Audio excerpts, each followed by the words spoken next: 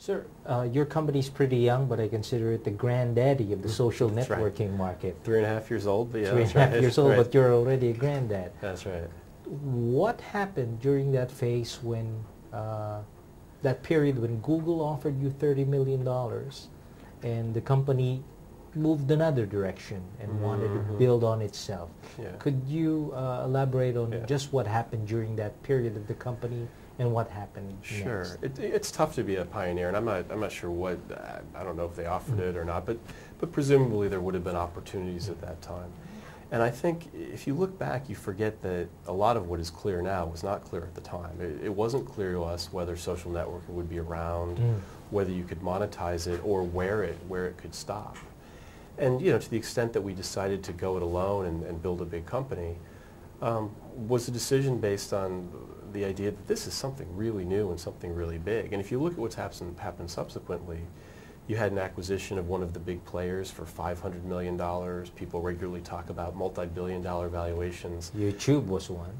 Yes, exactly. And so, today social networks like us, we're the 13th most trafficked site in the world. So back when we were talking about offers and passing up offers, we were not at maybe 1 million users, not even on any radar at that point. What do you feel now that all these other new networking sites who've built on what the stuff that you've developed this company for have now moved quickly and gathered more subscribers, more users?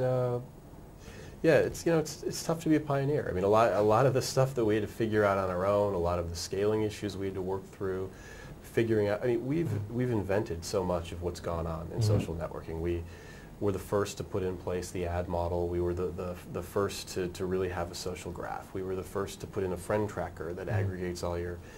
So to do that, we went down a lot of other paths on the way too, whereas other folks could come along and just say, hey, we see what to do. We just have to execute, not necessarily come up with these ideas.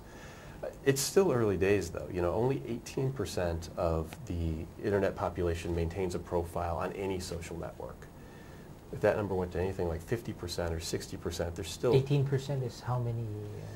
I forget what that is exactly, but what is it, 750 million to 1 billion people on the internet? And there's only maybe 200, a fraction of those who have a profile on any social network. So we think there's a huge growth opportunity, and we are, with our huge audience, 22 million in Asia, 27 million globally, with engagement numbers of 3.5 hours each per month. That's like TV numbers. We think there's tremendous opportunity, and if there wasn't competition, it would probably indicate that it wasn't such a great field to be in. So. With the growth in Asia of your membership, could you quantify now just how much leverage you got going on Asia and what sort of business plan you have? Sure. Especially in your efforts to reach that broad market, that wild west called mainland China. Yeah. So we have a huge number of Chinese users, and so we're not going into China or any country. We've never even thought in terms of countries. I mean, you end up being big in countries. But we're large in so many countries, and the internet doesn't have countries. It has languages, though. Yes. And what we want to do, what we need to do, millions of our users have told us through surveys, I have friends, they speak Chinese, and I want to communicate with them on Friendster. I speak English and Chinese, they speak Chinese. Will you please give us a product that lets us do that? It took us a tremendous amount of engineering work to do it because of our legacy system wasn't built for it, but we've done it and are now today in traditional Chinese.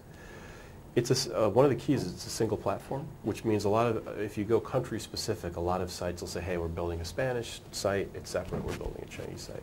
That's never been what Friendster is about. We've always been about expats communicating with each other, people communicating with each other around the world. So this is a single platform. Two people can be friends, they can be communicating with each other, and one can view it in Chinese and one can view it in English, for example. So the first thing we want to do is make sure that we're in the Chinese language so anybody who speaks that language can access our site.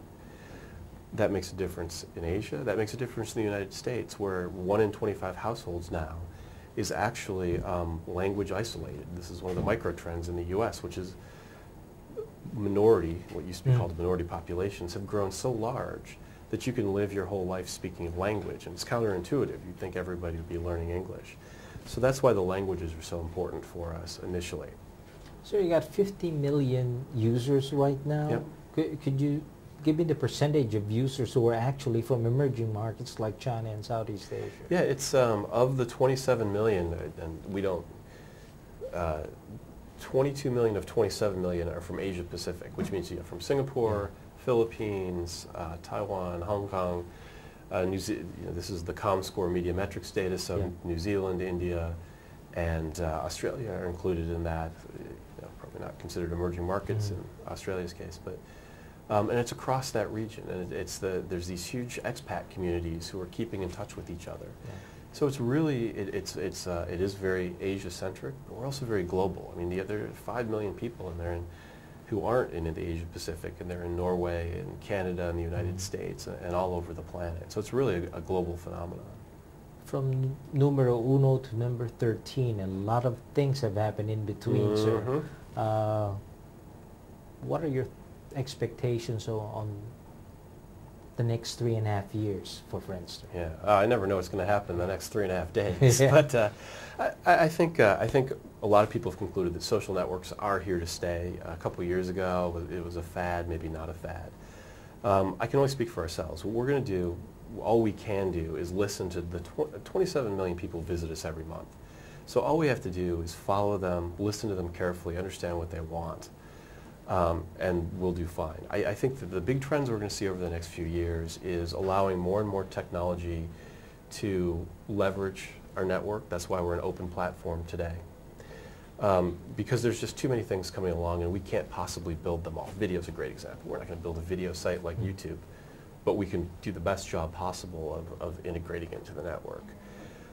We want to be available on more platforms. I mean, most of the internet isn't in English, right? So we want to make sure people can use our site in some different languages.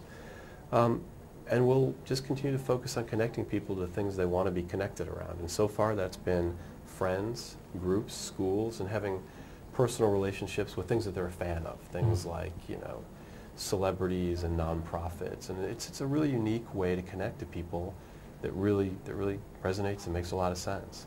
Which also leads me to the question on, as the growth for social networking sites continue, what are Friendster's thoughts on censorship? Specifically in certain markets you're trying to grow into now. So what's interesting is we don't provide content. Yeah. I mean, if you think about it, all the content, we provide a structure for content, and all the content is, video, pictures, things like that. So with respect to censorship, we comply with laws in the markets that we operate. In the United States, for example, there's laws around pornography is the big issue. This is all over the world. And we adhere to those things very closely. There's privacy rules, and we adhere to them very closely. So in the markets in which we operate, we comply with the rules. We don't engage in censorship, but we comply with what's appropriate, and we expect our users to comply with what's appropriate. Our members comply. So you take them down if it doesn't comply to a certain... It's right, and so what happens is they're responsible, and we have a layer beyond that where if the authorities tell us, or if the laws say, look, this kind of behavior is not okay, we communicate to our members and we say, look, this is the rules that you're operating under, and we have to. We're a company. You want this site to continue, you have to help us and follow these rules. And if you don't, we have no choice but to kind of say, hey, you can't engage in that activity here. This isn't the appropriate forum for it. China is so massive, and the opportunities there as well. Are you looking into strategic partnerships in the mainland or in other markets here in in Asia that will support your growth targets? Yeah, that's definitely, as we approach China, we do as any rational business would, is make sure we understand the government issues, make sure we understand the competitive issues, make really sure we understand the cultural issues, and then make decisions on whether partnering with a business is the quickest way and the most effective way to get those things done, to deal with the cultural, competitive, and government issues. So we're not sure if that's a partner or if it's hiring the appropriate people. It's probably not going it alone from where we are today. What about new investors from Asia? You know, we're not actually in any kind of fundraising mode. We do fine financially, but we're always willing to partner with folks in Asia. At the moment, the next phase is probably going to be management in Asia, finding appropriate people. We've just started to hire a salesperson in Singapore.